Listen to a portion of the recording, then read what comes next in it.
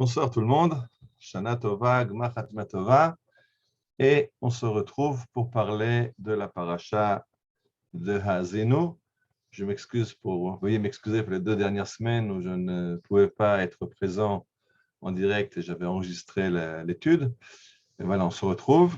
Alors, parachat Haazinu, on est l'avant-dernière paracha de la Torah.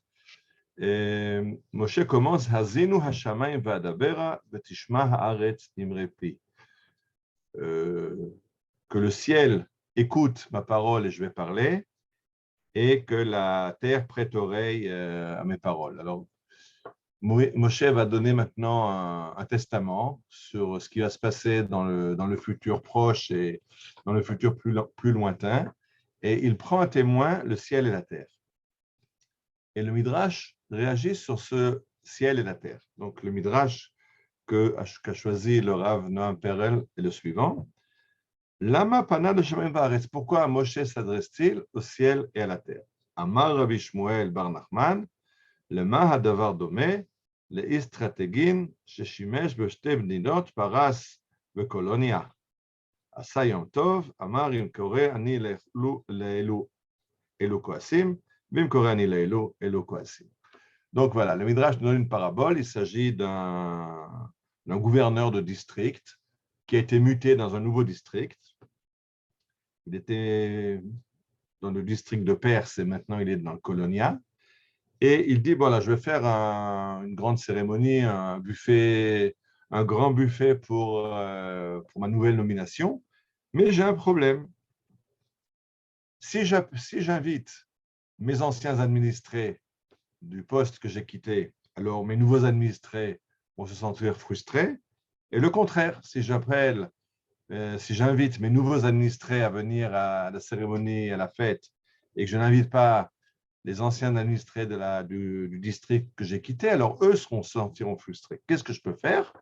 Ma'asa, kara le'enu ve'elu. Et donc, il a invité ses anciens administrés et les nouveaux. Dit le Midrash, c'est comme ça que Moshe se comporte. Pourquoi est-ce qu'il invite le ciel et la terre? Dit le Midrash, parce que Moshe, Gadal Baaretz, Moshe est un être humain, il a donc grandi sur terre. Il a eu un père, une mère, il a grandi à la cour du pharaon, Bithia, la fille du pharaon, l'a élevé, donc il a un parcours humain, terrestre, derrière lui. D'un autre côté, le texte nous dit que quand il est monté au mont Sinaï recevoir la Torah, il est monté 40 jours sur la montagne. Et le texte dit, Hisham im Adonai arbaim yom barbaim alayla, il fut là-bas avec Dieu 40 jours et 40 nuits. Être avec Dieu, c'est-à-dire qu'il était aussi au ciel, il a une partie un petit peu céleste, il a quitté, il était au sommet de la montagne, au-dessus du mont Sinaï, il est monté de quelques mètres au-dessus de la montagne pour rejoindre ce ciel où il reçoit la Torah. Amar, et donc Moshe a dit, si je prends à témoin le ciel, qui est ma nouvelle patrie depuis que je donne la Torah à Israël, alors la terre sera fâchée. Si j'invite la terre qui m'a grandi, qui m'a fait naître, qui m'a élevé, alors le ciel sera fâché. Alors il a dit, j'appelle les deux. Que le ciel m'écoute et que la terre m'écoute. Et il a appelé les uns et les autres. Donc ça, c'est le Midrash sur ce verset de Moshe qui prend à témoin le ciel et la terre. Et là-dessus, le Rav Noam Perel nous donne une interprétation. Que veut dire ce Midrash? Il dit, Asur la adam litalem mishum perek bechayav ulaznicho. Un homme ne peut pas mettre de côté, ne peut pas négliger aucune des parties de sa vie. Un homme a eu un parcours depuis sa naissance jusqu'au moment où il est actuellement. Et des fois, on change de direction, on peut changer de profession, on peut changer son niveau religieux, on peut changer son rapport avec les autres, son rapport avec Dieu, on peut changer beaucoup de choses.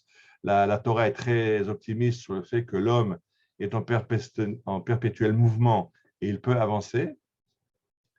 Et dit le Rav Noam Perel, mais dans le cas où j'avance, où ma personnalité a changé, je ne dois pas pour cela abandonner les phases premières de ma personnalité.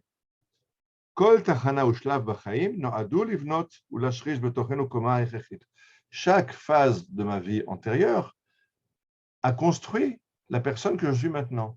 Donc, chaque phase de ma vie jusqu'à présent a sa place dans mon histoire. Je ne peux pas oublier une partie, faire la présence d'une partie en disant, voilà, je ne suis pas très content, j'avais une partie qui ne me plaît pas, maintenant je suis quelqu'un d'autre.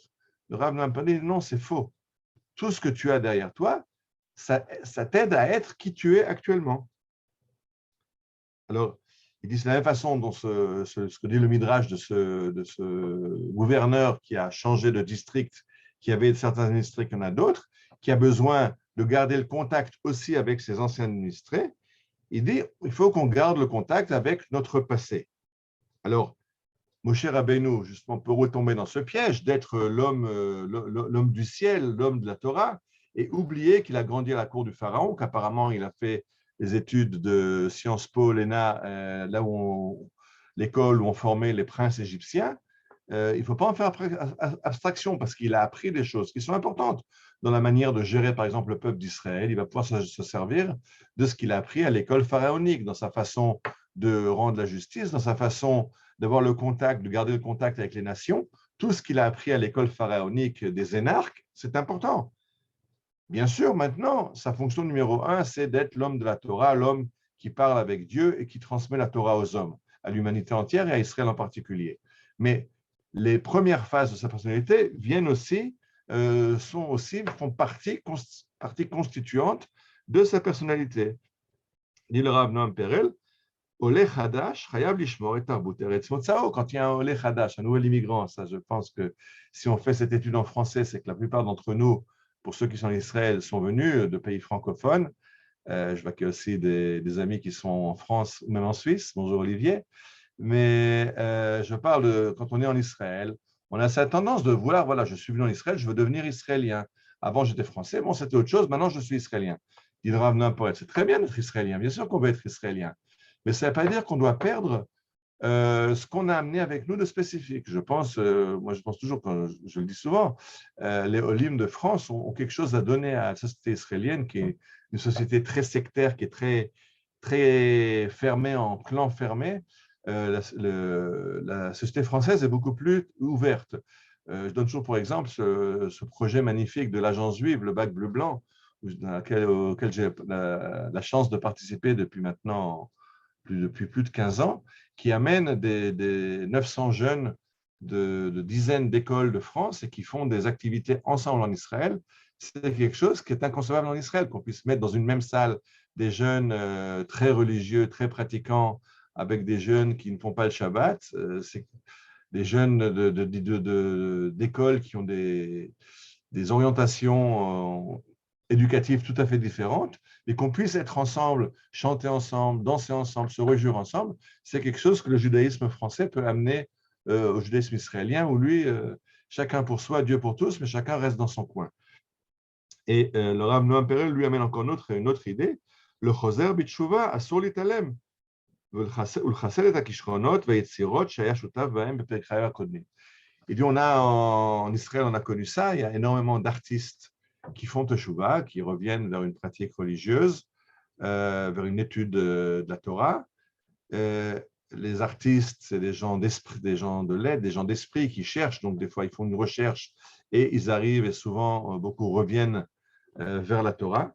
Dans le temps, quand un artiste faisait teshuva, on lui expliquait qu'il faut qu'il laisse derrière le fait qu'il était acteur de cinéma ou acteur de théâtre ou chanteur, ça n'a rien à voir. Maintenant, il doit s'impliquer 25 heures par jour dans la Torah. C'était le cas de Uri Zohar, qui est devenu le Rav Uri Zohar, ou Pupi Carnon. C'était deux grands humoristes israéliens, des acteurs qui sont devenus deux rabbins habillés en veste noire et en chapeau noir. Aujourd'hui, on comprend que non, on peut faire teshuva et continuer à faire de l'art en tant qu'acteur comme Shuliran ou en tant que chanteur comme Eti Ankri ou comme Amir Benayoun. On peut, tout ce qu'on a avec soi, on peut le garder et on peut s'en servir pour augmenter sa personnalité d'aujourd'hui. Je pense aussi important, puisqu'on sort de Yom Kippour, on a commencé le Yom Kippour par cette tefila de Kol Nidre, dans laquelle on demande l'annulation des vœux. C'est une tefila qui a souvent fait beaucoup de tort à Israël, parce que les non-juifs disaient, voilà, les juifs, ils ne tiennent pas leurs paroles. Voilà, avant Yom Kippour, ils s'engagent à annuler tous leurs vœux. il faut comprendre que Kol Nidre, il ne s'agit pas des engagements que je prends par rapport à une tierce personne. Si je me suis engagé face à un tiers, juif ou non juif, je suis tenu par ma parole.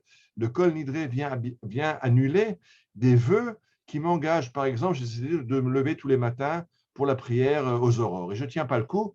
Après, je suis fatigué toute la journée et je ne fonctionne plus toute la journée. Alors, un vœu comme ça, qui va me bloquer dans mon chemin spirituel ou même dans ma vie, ça, il faut l'annuler avant Yom Kippour.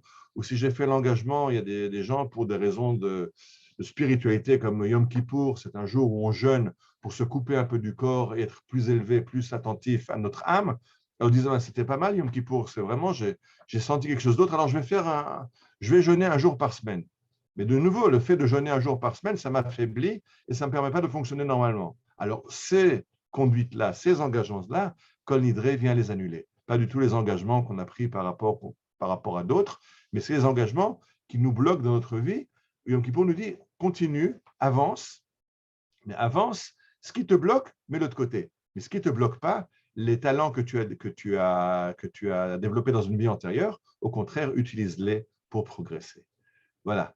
Alors, je vous souhaite une très bonne fête de Sukkot et on se reverra, Bezrat Hashem, je ne sais plus quelle date, je le ferai savoir sur le WhatsApp.